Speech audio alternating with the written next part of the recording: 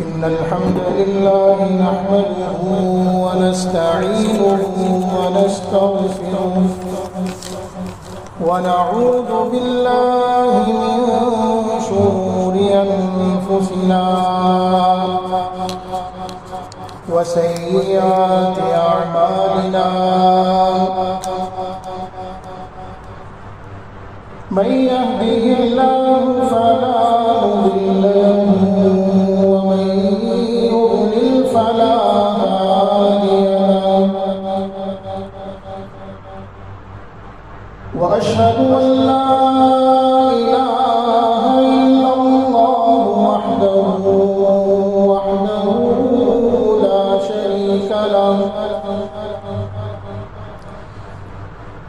لا شريك له ولا ند له ولا مثل له ولا نظير له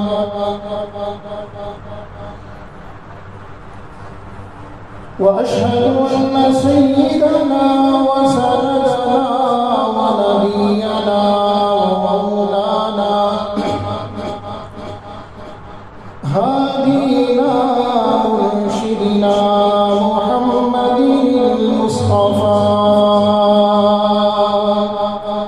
صلى الله عليه وسلم. أما بعد فأعوذ بالله السميع العليم من الشيطان الرجيم. يا أيها الذين آمنوا اتقوا الله حق تقاته ولا تموتن إلا وأنتم مسلمون. يا أيها الناس اتقوا ربكم الذي خلقكم من نفس واحدة وخلق منها زوجها وبث منهما رجالا كثيرا ونساء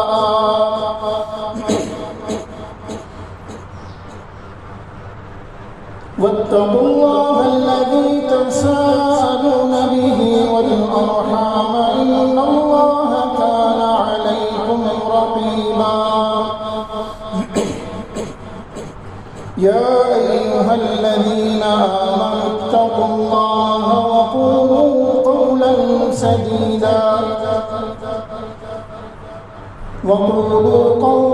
سديدا يصلح لكم أعمالكم ويغفر لكم ذنوبكم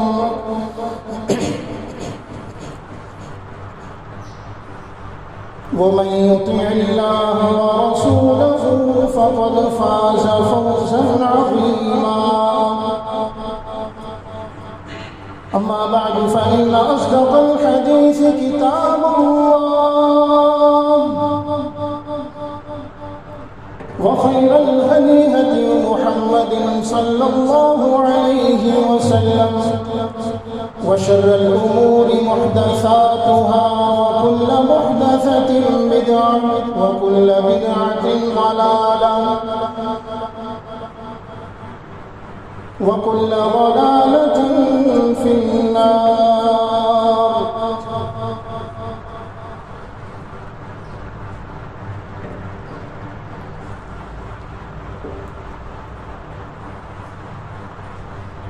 أما بعد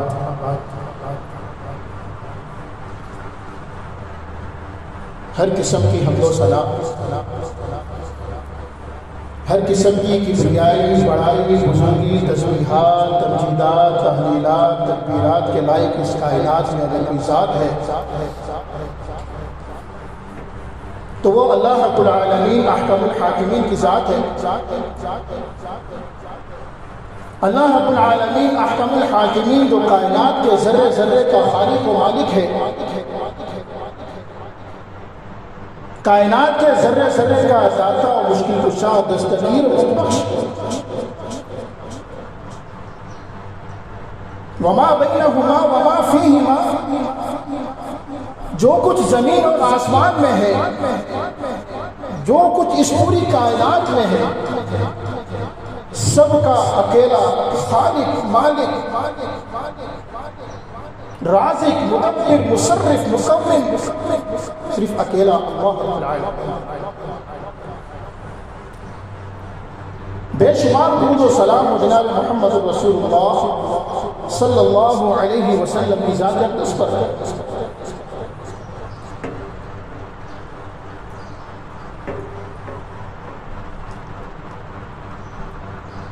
حضرات گرامی،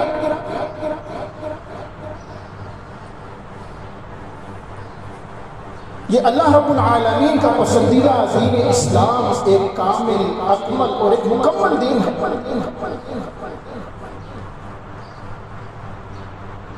یہ وہ دین ہے کہ جس کے بارے میں اللہ رب العالمین نے فرمایا کہ الیوم اکملت لکم دینکم واتممت علیکم نعمتی ورضیت لکم الاسلام دینا، کہ آج کے دن میں نے دین اسلام کو مکمل کر دیا ہے۔ دین اسلام مکمل ہو گیا، اس کے احکامات، اس کے مسائل، جتنے بھی معاملات تھے، سب کے سب اللہ رب العالمین نے اس آیت کو پیش کر کے فرمایا الیوم اکملت لکم دینکم واتممت علیکم نعمتی، اپنی نعمتیں بھی تمام کر دی، ورضیت لکم الاسلام دینا، اور دین اسلام کو تمہارے لیے بطور دین کے پسند بھی کر دیا ہے۔ اللہ میرے بھائیوں، اب اس کے بعد یعنی دین اسلام کے اندر اگر کوئی شخص ایسی چیز کو پیدا کرتا ہے یا ایسا کچھ کہتا ہے کہ جس کا تعلق دین کے ساتھ ہے، تو یاد رکھیں کہ ایسی چیز باطل ہے، اس کی کوئی حقیقت نہیں۔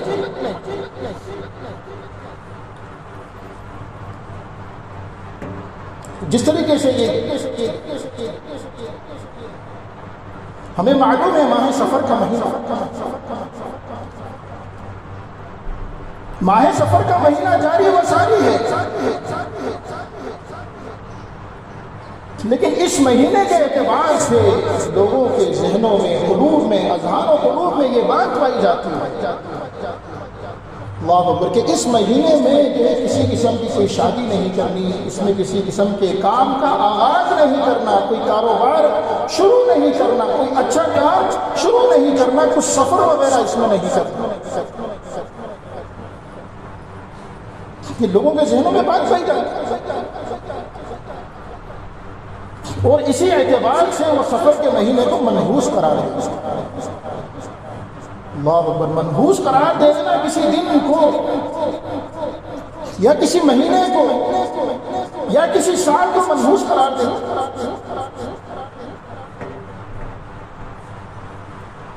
یہ جو اسلامی شریعت کا وسیلہ ہے۔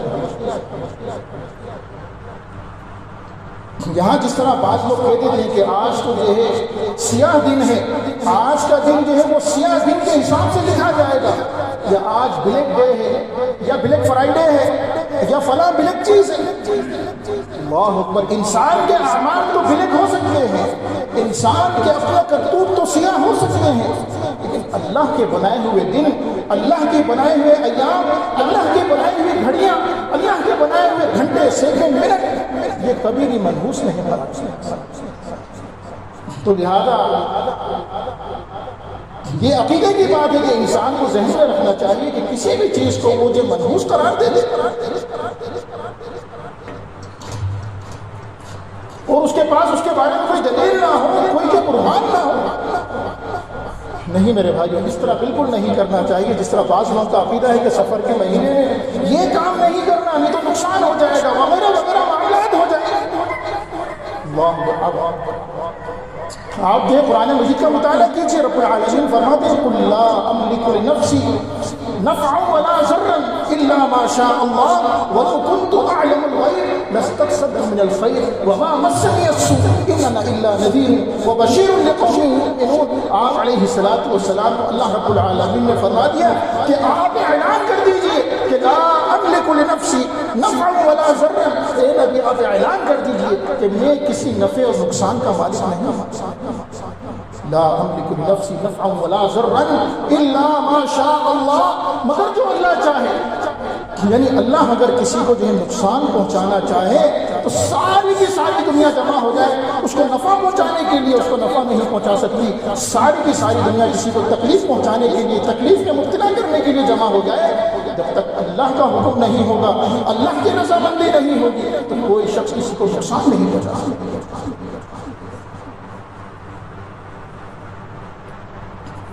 آگے آپ علیہ السلام کے زبان سے رب العالمین نے فرما دیا کہ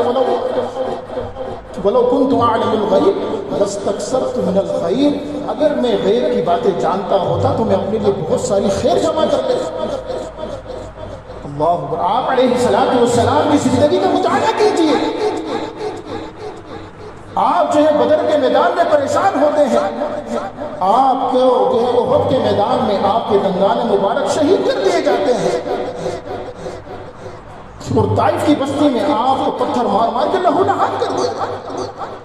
اللہ وَلَوْ كُنْتُ أَعْلَمُ الْغَيْبَ لَاسْتَكْثَرْتُ مِنَ الْخَيْرِ، اگر آپ علیہ السلام ان تمام باتوں کو جانتے ہوتے، آپ کے علم میں ہوتا، تو آپ اپنے لیے بھائی جمع کر لیتے، آپ پہلے سے بندوبست کر لیتے، آپ کو کسی قسم کی کوئی تکلیف نہیں پہنچتی۔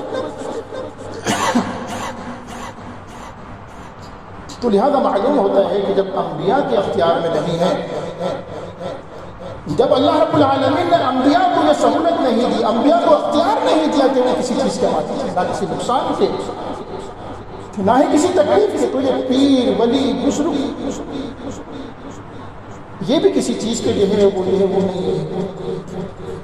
مطلب ان کے پاس کسی قسم کا اختیار نہیں ہے، کسی چیز کے مالک نہیں ہے۔ تو لہذا انسان کو اپنا عقیدہ یہ بنا کے رکھنا چاہیے کہ صرف نفع و نقصان کا مالک اللہ تعالیٰ ہے، نہ کوئی مہینہ ہے، نہ کوئی دن ہے، نہ کوئی شخص ہے، نہ کوئی بزرگ ہے۔ دوسرے مقام پر رب العالمین نے فرمایا کہ وَلَا تَدْعُ مِن دُونِ اللَّهِ مَا لَا يَنفَعُكَ وَلَا يَضُرُّكَ، یعنی بعض لوگ کہتے ہیں کہ بھائی اگر آپ نے فلاں امیر کی جو ہے گستاخی کر دی، فلاں شخص کی گستاخی کر دی، یا فلاں کو ناراض کر دیا، اللہ اکبر، تو آپ ایسی تکلیف میں مبتلا ہو جائیں گے، آپ کا کاروبار ختم ہو جائے گا، وغیرہ وغیرہ معاملات آپ کے ساتھ ہو جائیں گے۔ تو رب العالمین نے کیا فرمایا؟ وَلَا تَدْعُ مِن دُونِ اللَّهِ مَا لَا يَنفَعُكَ وَلَا يَضُرُّكَ، جس کو تم اللہ کے سوا پکارتے ہو نہ ہی وہ کسی نقصان کے مالک ہے، نہ ہی کسی نفع کے۔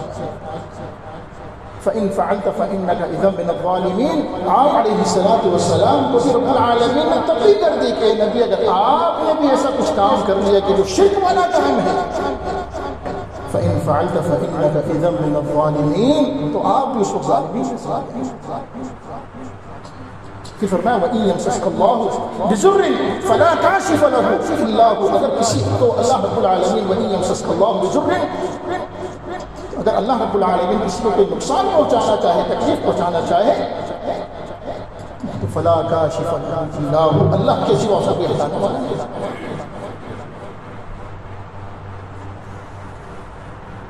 تو لہذا میرے بھائیو، اگر کوئی شخص یہ سمجھتا ہے کہ فلاں دن منحوس ہے،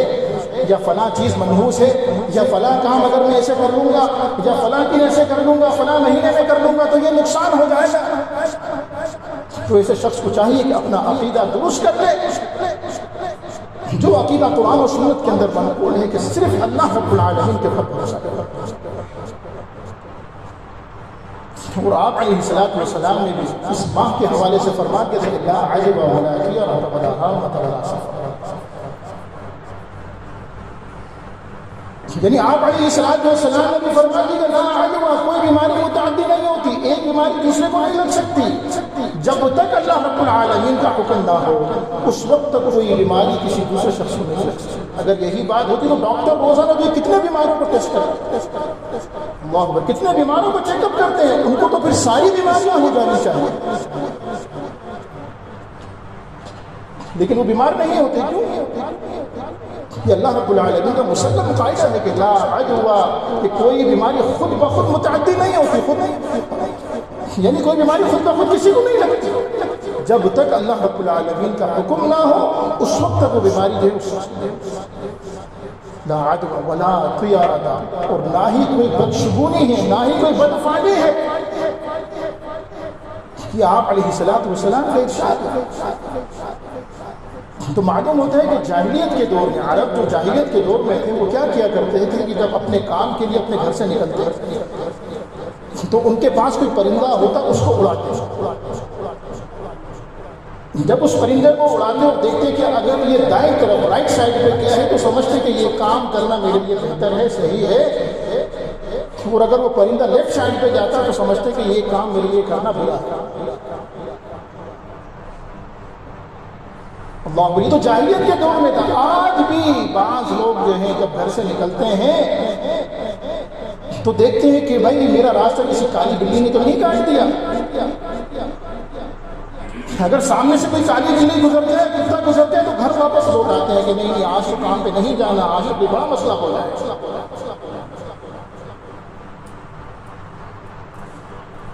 اور اسی کے ساتھ ساتھ بعض لوگ یہ بھی سمجھتے ہیں کہ جب گھر سے نکلتے ہیں کسی کام کے لیے کسی سے جھگڑا ہو جائے تو کہتے ہیں کہ آج میں نے کس کا منہ دیکھ لیا, صبح صبح میرا جھگڑا ہو گیا تو میرا فلاں کام صحیح نہیں. میرے بھائیو اس کی کوئی حقیقت نہیں ہے. یہ بدفعالیاں نکالنا, یہ پرندوں کو اڑانا, یہ تیروں سے بدفعالیاں پتہ کرنا اور کالی بلی کا راستہ کاٹ لینا, یہ وغیرہ وغیرہ جو ہے, یعنی آپ کے گھر پہ کسی کوے کا آ کے بیٹھ جا, یا جو خالی کینچی چلانا یا پاؤں ہلانا وغیرہ وغیرہ نہ جانے کیا کیا چیزیں لوگوں کے اندر موجود ہیں. یہ ان تمام باتوں کا شریعت اسلام سے کوئی تعلق نہیں ہے, کہ کوئی حقیقت نہیں ہے جب تک اللہ رب العالمین کا حکم نہ ہو. ولا حامۃ ولا سفر, اور آپ علیہ السلام نے فرمایا کہ ولا حامہ کا مطلب بھی یہ ہے کہ اس وقت لوگ یہ کیا کرتے ہیں کہ اگر کسی کے گھر پہ الو آ کر بیٹھ گیا, اللہ, الو کو بیٹھنے کو بھی منحوس یعنی منحوس سمجھا کرتے کہ بھئی الو تو نحوست کی علامت ہے, یہ میرے راستے میں آ گیا ہے یا میرے گھر میں بیٹھ گیا ہے تو الو جس گھر پہ بیٹھ گیا ہے وہ گھر ویران ہو جاتا ہے. یہ لوگوں کا عقیدہ ہے. یا تو اس گھر سے کسی کی میت نکلے گی یا وغیرہ وغیرہ کوئی نہ کوئی معاملہ ہو جائے. اللہ, میرے بھائیو یہ تمام کی تمام چیزیں یعنی الو کا بیٹھنا یا کوے کا بیٹھنا یا کسی پرندے کا دائیں بائیں اڑ جانا, یہ تمام کی تمام چیزیں اس کی کوئی حقیقت نہیں ہے. ساتھ میں آپ نے فرمایا کہ ولا سفر, اور سفر کو بھی منحوس نہ سمجھو. یہ سفر اللہ کا مہینہ ہے, یہ تمام مہینے اللہ کے مہینے ہیں. تو اللہ کے مہینوں کے بارے میں کوئی بدفعالی نکالے, اللہ کے دنوں کے بارے میں کوئی بدفعالی نکالے, یا اللہ رب العالمین کے ایام کے بارے میں کوئی برا بھلا کہے تو اللہ رب العالمین فرماتے ہیں حدیث قدسی کہ یؤذینی ابن آدم, کہ ابن آدم نے مجھے گالی دی. اللہ, ابن آدم مجھے تکلیف پہنچاتا ہے. اللہ رب العالمین فرماتے کہ ابن آدم مجھے تکلیف پہنچاتا ہے. اللہ, تکلیف کیسے پہنچائے کہ یسب الدہر, کہ وہ جو زمانے کو گالی دیتا ہے, دنوں کو گالی دیتا ہے, ایام کو گالی دیتا ہے, بلیک ڈے, سیاہ دن. تو اللہ رب العالمین نے فرمایا کہ وہ الدہر, میں ہوں زمانہ. تو لوگوں کے تو یہ اپنے کام ہیں کہ اپنے کرتوت ہیں, اپنے اعمال ہیں کہ جس کے نتیجے میں ان کے اعمال برے ہو جاتے ہیں.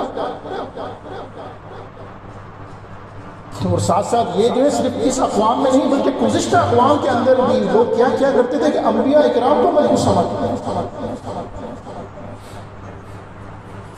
حضرت موسیٰ علیہ السلام کے بارے میں آتا ہے کہ فَإِذَا جَاءَتْهُمُ الْحَسَنَةُ قَالُوا لَنَا هَٰذِهِ, اللہ, جب ان کی قوم کے پاس کوئی اچھائی کوئی نیکی پہنچی تو وہ کہتے ہیں یہ تو ہماری وجہ سے ہے. قَالُوا لَنَا هَٰذِهِ, یہ تو ہمارے اعمال کی وجہ سے.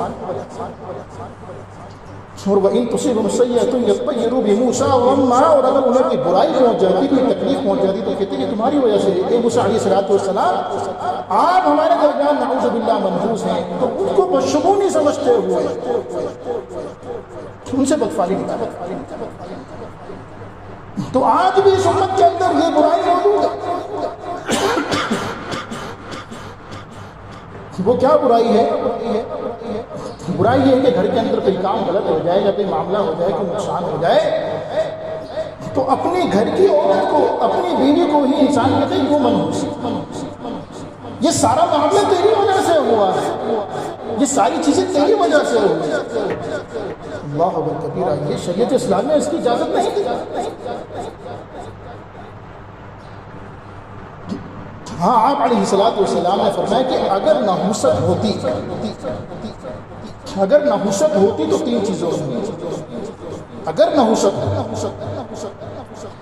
وہ 3 چیزیں کون سی ہیں؟ ایک عورت، ایک گھر، اور تیسرے نمبر پہ ایک گھوڑا۔ یہ 3 چیزیں اگر ان میں نحوست ہوتی تو ان چیزوں میں ہوتی۔ عورت کی نحوست کیا ہے؟ عورت کی نحوست یہ ہے کہ وہ بد زبان ہو، بد اخلاق ہو، بد کردار ہو، اس کی وجہ سے گھر کا ماحول خراب ہو جائے تو ایسی عورت جو ہے اس کے بارے میں شریعت کہتی ہے کہ اگر نحوست ہوتی تو اس عورت کے اندر ہوتی کہ اگر یہ بد زبان اور بد اخلاق ہو۔ گھر کی نحوست کیا ہے؟ گھر کی نحوست یہ ہے کہ وہ رہنے والوں پہ تنگ ہو جائے، یا اس گھر میں اس کا کوئی نقصان ہونے لگ جائے، کوئی معاملہ ہونے لگ جائے، گھر اس کو راس نہ آتا ہو تو ایسے گھر کو بھی چھوڑ دے۔ اور تیسرے نمبر پہ فرمایا کہ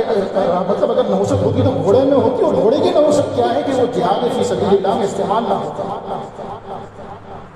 وہ صرف استبل پہ کھڑا ہوا ہے، کھانا کھا رہا ہے، خوب موٹا تازہ ہو رہا ہے، لیکن جہاد فی سبیل اللہ میں استعمال نہیں ہو،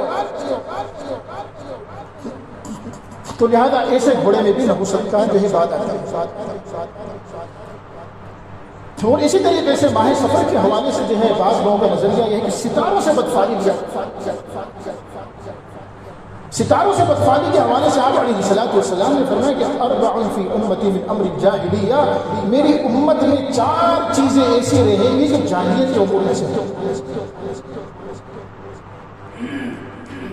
اللہ اکبر، اس امت کے پاس قرآن و سنت آ گیا، انبیاء آ گئے، نبی آ گئے، ساری تعلیمات آ گئی، لیکن 4 چیزیں نہیں چھوڑیں گی۔ 4 چیزوں میں کیا ہے؟ الفخر فی الاحساب،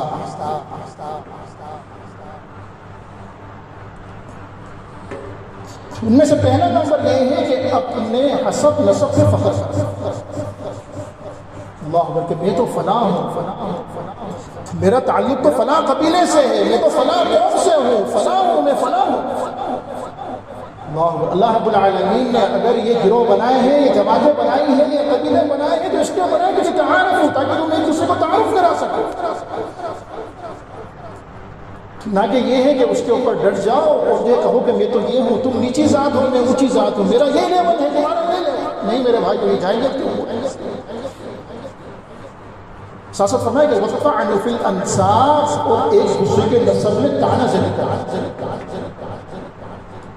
کہ بھئی یہ تو فلاں قوم سے ہے، اس قوم کا یہ معاملہ ہے، اس قوم نے یہ کیا تھا، اس قوم کا یہ کام ہے، اس قوم کا یہ کام ہے۔ یہ بھی شریعت اس سے منع کرتی ہے، یہ بھی جو جاہلیت کے امور میں سے ہے۔ ساتھ ساتھ تیسرے نمبر فرمایا کہ والاستسقاء بالنجوم، اور کہ ستاروں کے ذریعے جو ہے وہ بارش طلب۔ یہ عرب کے اندر تھا کہ جب جو ہے کوئی ستارہ اس طرف ہو جاتا تو کہتے کہ اب اس ستارے کی وجہ سے بارش ہو، ہاں یہ ستارے کے اسٹار اس طرف چلا گیا تو اس کی وجہ سے یہ ہوگا۔ اور آج ہماری امت میں کیا ہے کہ ستاروں کے ذریعے بدفعلی نکالتے کہ اگر کوئی جنوری میں پیدا ہوا ہے تو اس کا فلاں اسٹار ہے، کوئی فروری میں پیدا ہوا ہے تو اس کا فلاں اسٹار ہے، اس کا فلاں اسٹار ہے، اس کا فلاں اسٹار ہے، اور ان ستاروں کی وجہ سے اس کے یہ معاملات ہوں گے، یہ معاملات ہوں گے۔ بھائی یہ تمام کی تمام چیزیں باطل ہیں، شریعت میں اس کی کسی بھی قسم کی گنجائش نہیں ہے۔ ہاں اگر کوئی شخص کسی کے پاس جاتا ہے، اپنا ہاتھ دکھاتا ہے، اپنے جو مستقبل کے بارے میں پوچھتا ہے کہ میرے بارے میں بتاؤ کیا ہے، آپ علیہ الصلوۃ والسلام نے فرمایا کہ من اتی عرافا فسألہ عن شیء، اگر کوئی شخص کسی کے عراف کے پاس، کسی پامست کے پاس، نجومی کے پاس اگر جاتا ہے اور اسے سوال کرتا ہے کسی چیز کے بارے میں، تو آپ علیہ الصلوۃ والسلام نے فرمایا کہ لم تقبل له صلاۃ 40 لیلہ، کی 40 راتوں تک، 40 دن تک اس کی نماز قبول نہیں۔ تو لہٰذا میرے بھائیو ضرورت اس بات کی ہے کہ انسان جو ہے اپنے آپ کو قرآن و سنت کے تابع کر لے، اپنے عقیدے کو صحیح عقیدہ بنا دے۔ جو عقیدہ قرآن و سنت نے ہمیں دیا ہے، آپ علیہ الصلوۃ والسلام نے ہمیں دیا ہے، اس عقیدے کے مطابق اپنی زندگی گزارنے کی کوشش کریں، نہ کہ ان لوگوں کو دیکھیں جو ہندو ہیں تو وہ بھی بدفعلی وغیرہ نکالا کرتے ہیں، شادی کرنے سے پہلے کوئی نہ کوئی دن نکالا نکالتے ہیں, کوئی نہ کوئی گھڑی نکالتے ہیں کہ ہاں یہ گھڑی, یہ دن, یہ جو شادی کے لیے اچھا ہے. اسی طرح مسلمانوں میں بھی یہ چیزیں آ رہی ہے, نہیں میں نے محرم میں شادی نہیں کرنی, میں نے سفر میں شادی نہیں کرنی, فلاں مہینے میں شادی نہیں, یا فلاں مہینے میں کاروبار نہیں کرنا. میرے بھائی یہ تمام کے تمام دن اللہ کے دن ہے. اللہ پہ توکل کرتے ہوئے اور اللہ کو گواہ بناتے ہوئے انسان کو چاہیے کہ وہ اپنے کام کو شروع کرے, اپنے سفر کو شروع کرے, یا اپنے کاروبار کو شروع کرے, اپنے معاملات کو شروع کرے, کسی سے نہ ڈرے, وہ صرف اپنے رب کے اوپر بھروسہ رکھے تو اللہ رب العالمین اس کے بھروسے کو قائم رکھتے ہوئے اس کے کام کو بھی صحیح طور پر سر انجام دیں گے, اس کے معاملات میں بھی برکت دیں گے. تو لہٰذا اللہ رب العالمین سے دعا کریں کہ اللہ رب العالمین ہمیں قرآن و سنت کے مطابق عقیدہ بنانے کی توفیق عطا فرما دے. اللہ رب العالمین سے دعا کریں کہ اللہ رب العالمین ہمارے عقیدوں کو درست کر دے, ہمارے ذہنوں کے اندر جو مطلب طرح طرح قسم کے عقیدے ہیں اللہ رب العالمین ان کو درست فرما دے. اللہ رب العالمین سے دعا کریں کہ اللہ رب العالمین قرآن و سنت کے مطابق ہمیں دینا محبت اور زندگیاں گزارنے کی توفیق عطا فرمائے. وما علینا الا البلاغ.